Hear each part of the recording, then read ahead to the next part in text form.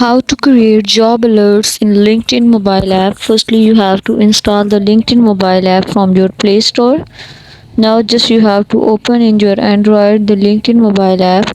You can see here there is an option of Meet. Just you have to click on it.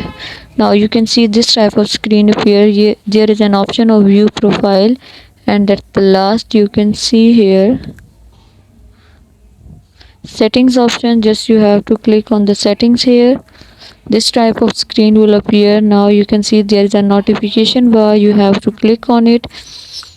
Before this, just make sure watch the complete video and follow each step carefully to avoid forgetting anything and making mistakes.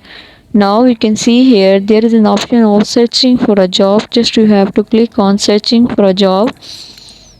At the top you can see here job alerts. Just you have to click on it and see that there are notifications on or off. Just you have to click on it and on all the notifications about the job alerts. In this way you can create your job alerts in LinkedIn mobile app.